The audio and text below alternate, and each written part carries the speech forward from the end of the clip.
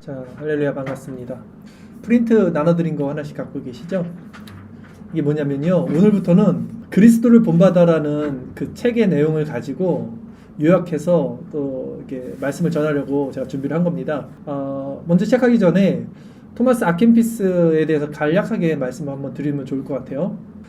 이 그리스도를 본받아라는 책은 굉장히 유명한 고전이죠. 굉장히 유명한 책입니다.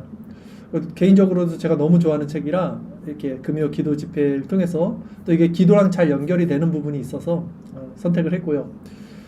이 책이 쓰여지는 시기, 배경이 굉장히 중요합니다. 이 토마스 아킨피스라는 수도사였어요. 독일의 수도사, 신비주의, 경건주의 수도사인데 이 배경이 중요합니다. 이 책이 쓰여진 시기, 그리고 토마스 아킨피스가 살았던 시기가 언제냐면 종교개혁이 1500년 초에 시작했단 말이에요. 루터로부터. 종교개혁이 일어나기 한 30년 전 사람이, 한 세대 전 사람이에요. 바로 직전 사람이에요. 그러니까 중세의 마지막 시대를 살았어요. 이 500년부터 1500년의 중세의 그 마지막 시대에는 굉장히 칠흑 같은 암흑기를 살았던 사람이에요. 그러니까 어두운 가운데 이제 빛이, 새벽빛이 오는 것처럼 루터 바로 직전에 가장 어두웠던 시기에 살았던 사람이 그 그리스도에 대한 마음으로 책을 쓴 거니까 굉장히 애틋한 그게 있겠죠. 그리고 이제 정말 이 책을 통해서 이 분은 이때는 개혁 신학 이런 게 없었습니다. 루터 전이니까 이 책을 통해서 개혁주의 신학의 사람들이 많이 이렇게 태동되었어요. 그래서 어쨌든 이제 굉장히 중요하고 위대하고 우리에게 좋은 책이다. 그래서 이 책을 가지고 말씀을 좀 같이 나누도록 할게요.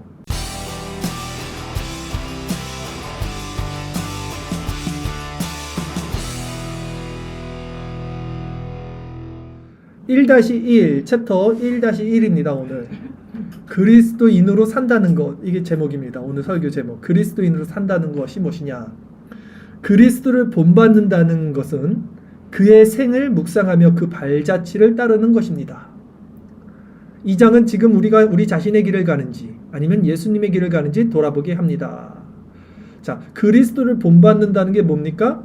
그의 생, 그리스도의 생을 묵상하고 그 발자취를 따르는 것이 그리스도를 본받는다는 거예요. 신앙은 내가 내 길을 가는가 아니면 그리스도의 길을 가는가, 둘 중 하나죠. 1. 나를 따르는 사람은 누구든지 어둠의 길을 걷지 않을 것이다. 오늘 본문입니다. 요한복음 8장 12절. 예수님 말씀하셨어요. 나를 따르는 사람은 어둠의 길을 걷지 않는다. 예수님은 빛이시죠.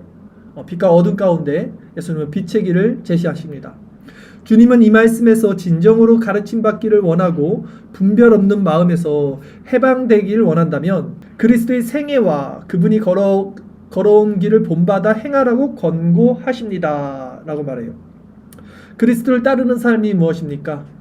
이건 세상의 길과는 다른 길이에요. 좁은 길이죠. 세상의 길은 넓은 길입니다. 그러므로 예수 그리스도의 생애를 깊이 새겨보는 것이 우리가 가장 먼저 해야 할 일입니다. 토마스 아킨피스는 말합니다. 그리스도를 본받으려면 먼저는 그리스도의 생애를 깊이 새겨봐라.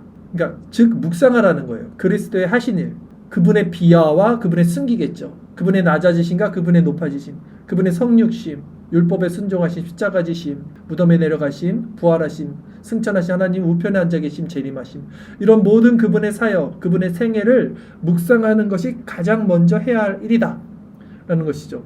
두 번째, 그리스도의 가르침은 모든 성인들의 가르침을 초월합니다.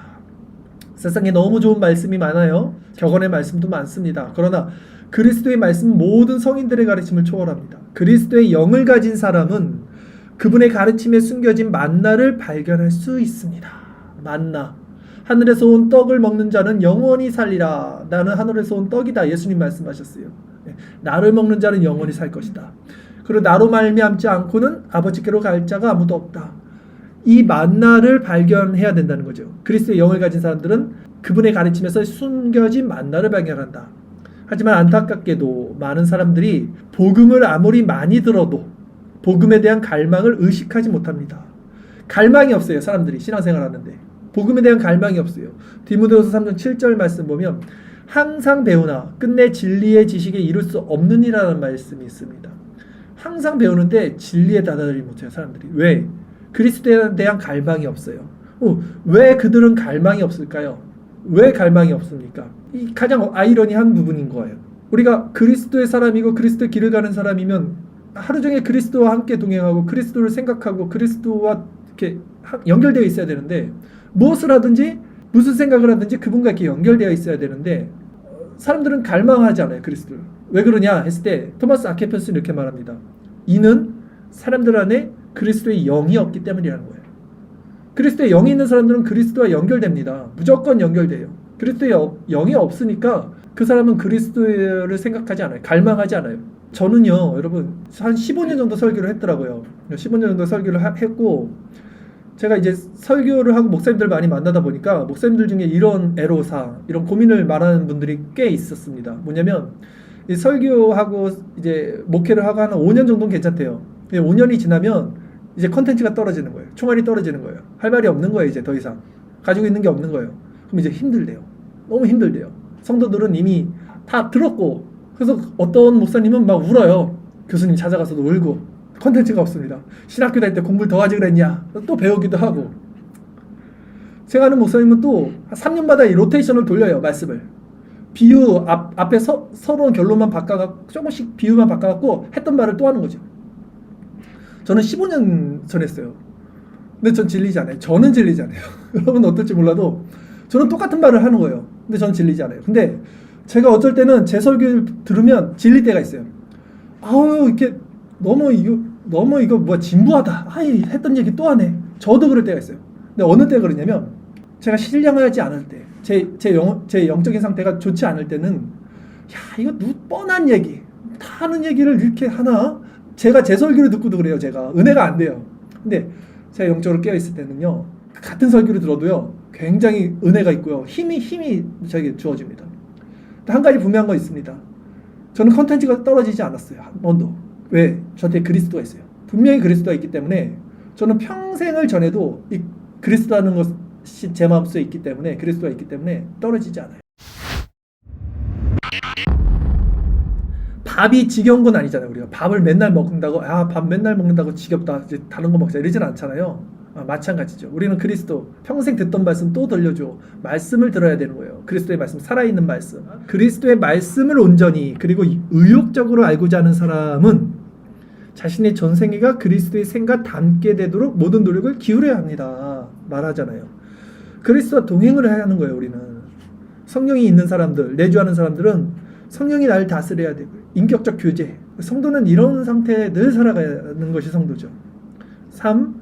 만일 겸손함이 없어 성부, 성자, 성령 3위를 거스르는 행동을 한다면 성삼위를 깊이 있게 의논한들 무슨 유익이 있겠습니까? 자, 신앙은요, 늘 이 겸손, 즉 은혜 가운데 있어야 됩니다. 사람을 거룩하고 의롭게 만드는 것은 깊이 있는 말이 아니라 도덕적인 삶입니다 라고 말해요. 사람을 의롭게 하는 게 뭐예요? 깊이 있는 말이 아니라 삶이라는 거예요. 신앙은 말이 아니라 삶이다. 그 삶의 향기는 은혜 가운데 있는 낮아짐에서 나오는 거죠. 그래서 나는 도덕적인 삶이라는 말의 뜻을 정의하기보다는 오히려 내 죄를 회개하고 싶은 생각이 간절합니다. 여러분이 성경 전체와 모든 철학자의 말을 피상적으로 안다 하더라도 하나님의 은혜가 없으면 무슨 소용이 있겠습니까? 라는 거예요. 은혜는 어디에서 옵니까? 은혜가 제일 중요합니다. 은혜가 어디서 옵니까? 은혜는요, 스스로 주인되지 않는 마음에서 와요. 하나님에 대한 사랑과 하나님만을 섬기는 일을 제외하고는 헛되고 헛되며 만세가 헛된 것입니다.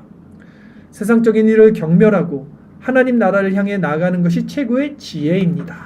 이런 것이 진짜 이 시대에 우리들에게 필요한 말씀, 필요한 신앙이라는 거예요. 여러분 지금 이런 말씀이 어떻게 들립니까? 진부하게 들립니까? 다 아는 말씀, 지식으로만 들립니까? 그렇게 들리면 안 돼요. 지금 어떻게 무엇을 얘기하는지 자 보십시오. 4. 사라져 없어질 부를 구하고 그것에 희망을 거는 것은 헛된 일입니다. 명예를 갈망하고 높은 지위를 탐하는 것 또한 헛된 일입니다.